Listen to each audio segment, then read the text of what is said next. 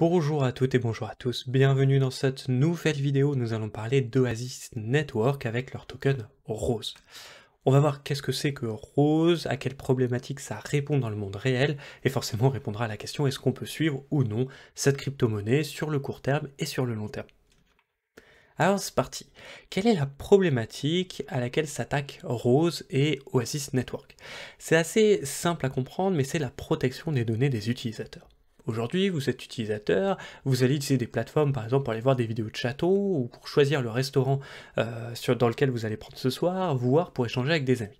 En fait, il faut savoir qu'il y a des données qui transitent, il y a même une loi, c'est la loi de 2018, elle s'appelle 493 et elle date du 20 juin 2018. Avant, il n'y avait pas de loi. Aujourd'hui, il y a une loi qui protège un petit peu les utilisateurs, mais déjà, ça gêne quelques utilisateurs que les données soient échangées. Alors on va devoir deux moyens d'utiliser les données à travers justement ces sociétés.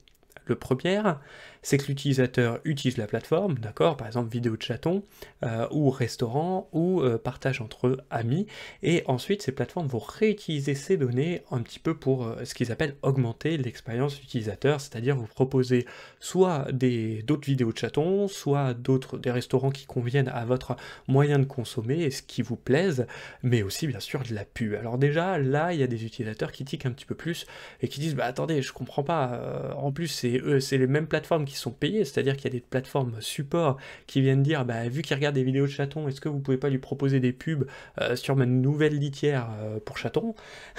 Donc on se dit, bah tiens, l'utilisateur il se dit, mais attends, pourquoi moi je serais pas rémunéré aussi? Donc ça c'est la première problématique. La deuxième problématique, qui est selon moi encore pire, c'est la fuite de ces informations.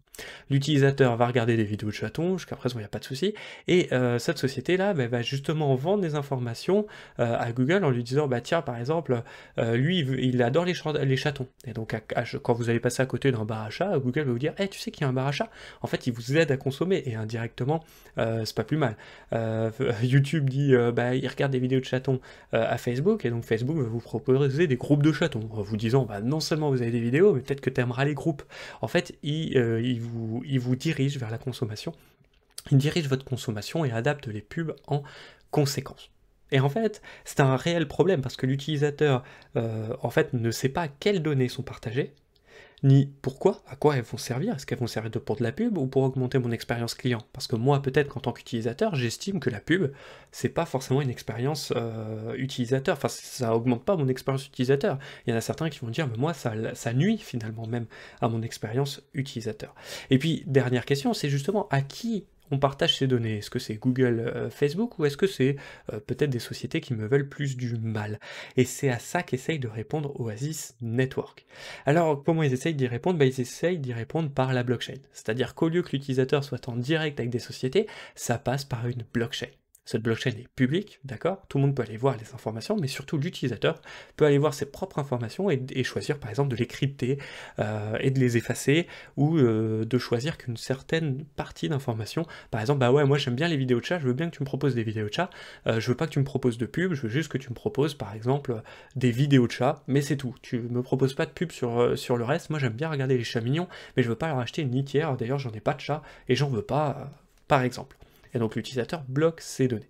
Voyons à quoi ça va servir dans les deux exemples que j'ai donnés plus haut. L'utilisateur passe dans le monde des crypto-monnaies, token Rose, pour ensuite donner les informations aux plateformes. Bah, je veux des vidéos de chat, j'aime bien partager des vidéos de chat sur Facebook, et en plus je veux bien savoir s'il y a des bars à chat dans ma ville. Ok, donc ils partagent les données d'utilisateurs. Et en contrepartie, les sociétés peuvent redonner ce qu'ils appellent augmenter l'expérience utilisateur via la blockchain, et donc les données sont maîtrisées. Par exemple, l'utilisateur dit, bah, moi je veux bien que tu mettes de la pub, mais je veux bien aussi que tu me commissionnes pour ça. D'accord? Alors vous allez me dire, bah ouais, mais il y a déjà une crypto-monnaie qui existe comme ça. Oui, mais on va voir, ça va aller beaucoup plus loin, Rose va aller beaucoup plus loin.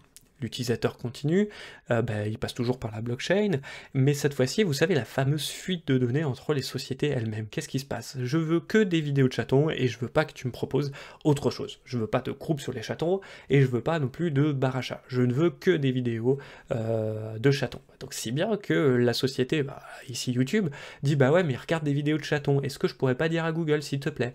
Eh ben justement, c'est l'utilisateur qui choisit si ces données vont transiter vers Google, ou vers Facebook, ou vers toutes les autres plateformes. Alors, je vous rassure, hein, aujourd'hui, Google, YouTube, Facebook font vraiment de la métadonnée. Ils vont pas chercher ce que fait Jackie ou Michel, d'accord? Mais par contre, clairement, ils vont commencer à avoir de la métadonnée. Ils veulent savoir quelle vidéo de chat vous regardez, quelle race de chat vous regardez, à quelle heure vous les regardez pour cibler un petit peu votre consommation. Certaines personnes trouvent ça grave, et moi je suis pas là pour parler de ça, je suis juste là pour vous dire que, effectivement, Oasis Network répond à une réelle problématique, rien que ça déjà, est dans le monde réel, et ça c'est très intéressant. Pour ceux qui me disent, mais attendez, ça me rappelle quelque chose, ça me rappelle Brave. Il faut savoir que Brave c'est un navigateur qui propose ce genre de système, c'est-à-dire de protéger vos données via la blockchain, et même de vous rémunérer pour les pubs. Je trouve ça très puissant, mais il vous rémunère en Brave déjà, donc faut que ça éclate, d'accord? Mais en plus de ça, ce qui est un petit peu différent, c'est que cette fois-ci, ça va marcher sous forme de contrat. Je m'explique. Rose existe déjà, des sociétés peuvent déjà remplir des formulaires, d'accord, dire bah ouais, moi je veux bien que les données d'utilisateurs soient protégées par Rose, protégé par la blockchain, et du coup, qu'est-ce qui va se passer? Une fois que le contrat est signé, bah, l'utilisateur dit « Ok, bah, moi, ce contrat-là me convient, ces données-là, tu peux les partager, vas-y, il n'y a aucun souci. » Et c'est ça la grosse différence, c'est que c'est pas à l'utilisateur de passer par la blockchain, ça va être aux sociétés de dire « Moi, je souhaite que les données utilisateurs soient protégées par la blockchain pour respecter la vie privée des utilisateurs. » Je pense que dans ma phrase, vous avez déjà compris la plus grande force d'Oasis Network, mais aussi sa plus grande faiblesse. Alors on va continuer avec ce petit graphique qui est finalement la détention des tokens. Pourquoi? Parce que je ne vais même pas vous parler du consensus. Le consensus, c'est du proof of stake, c'est-à-dire que vous êtes payé pour détenir finalement des crypto-monnaies, et cette détention vous sert à en produire d'autres. Et donc c'est la seule nuance, c'est ça, avec une sorte de multiparallélisme. Enfin bon, en gros, vous pouvez stacker, et plus vous avez un PC puissant, plus vous êtes quelqu'un de puissant avec un serveur puissant, plus vous pouvez stacker en parallèle. Bon, rien de révolutionnaire donc, et on y reviendra sur leur site internet. En tout cas, ce qu'on peut voir, c'est qu'il y a pas mal de stackings. Les backers, c'est les partisans, donc c'est ceux qui ont cru en Oasis Network dès le début, qui ont participé au ICO. C'est intéressant pour ceux qui l'ont déjà fait, parce que 23% c'est quand même énorme. Vous rajoutez du stacking et vous êtes quand même pas mal. Strategic Partners, c'est par exemple Binance, c'est ceux qui ont cru dans le projet et qui ont injecté les premiers sous-sous. La community et l'écosystème, c'est les services marketing et tous les services support de la plateforme, parce qu'il forcément il en faut.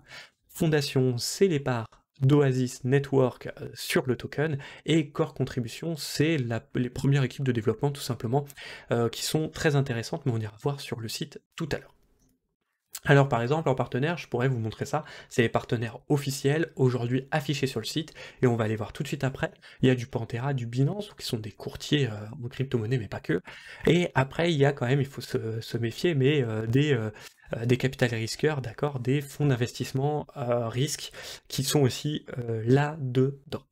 Côté analyse, court terme, j'ai enlevé vraiment 3 étoiles. Pourquoi? Parce que vous allez voir, on est en fin de développement, ça y est, c'est développé. Maintenant, il faut qu'ils appliquent. Alors, ils se cherchent d'autres partenaires, comme le monde de la défi, et ça, c'est intéressant, mais sur le court terme, il faut que maintenant, les fameuses sociétés remplissent leur formulaire et que des utilisateurs n'utilisent plus seulement Rose comme stacké et comme promesse d'avenir, mais maintenant, dans le réel, dans le dur, en fait, et c'est ça qui va être le plus difficile pour le token Rose. Sur le long terme, je l'ai déjà dit, défi, ça va être vraiment donc la finance décentralisée, ça va être un petit peu le fer de lance. Plus elle explosera, plus elle amènera avec lui les projets justement de crypto-monnaie qui sont avec la défi, et Rose en fait partie. Passons sur leur site internet maintenant. Nous voici sur le site oasisprotocol.org/rose token. Il y a beaucoup d'informations et on va essayer d'en voir quelques-unes ensemble maintenant.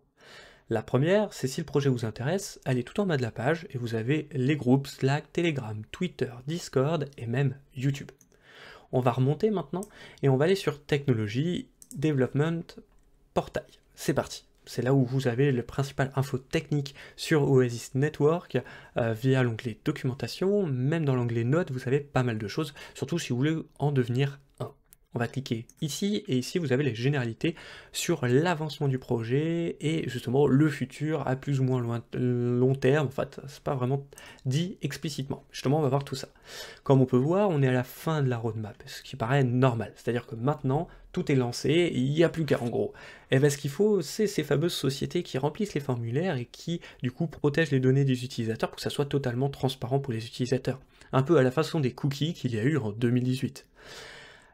Autre information, c'est pour ça que je vous en ai pas parlé, la technique, elle tient en 5 lignes, c'est du proof of stake avec une capacité de faire en parallèle pour garder le côté scalabilité, c'est un côté qu'ils aiment bien en ce moment, les crypto-monnaies, et de vue de leur influence qu'il y a eu les quelques dernières années, c'est compréhensible. On voit aussi la notion de défi plusieurs fois, un petit peu partout. La défi, si ça fonctionne, bah effectivement ça amènera Rose dans son chiage, ça pourra être pas mal. Quelques petits dessins maintenant qui vous expliquent comment l'utilisateur va pouvoir se protéger grâce aux capsules à travers la blockchain et parler aux entreprises tout en échangeant quand même des données et pouvoir profiter de ces petites joies de vidéos de chatons sans pour autant découvrir toutes ces données. Il compare avec l'Ethereum, je ne sais pas si vraiment c'était, on va dire, intéressant de le faire, mais pourquoi pas. Et surtout, ce qui va nous intéresser, c'est un tout petit peu plus bas, les annonces des partenaires.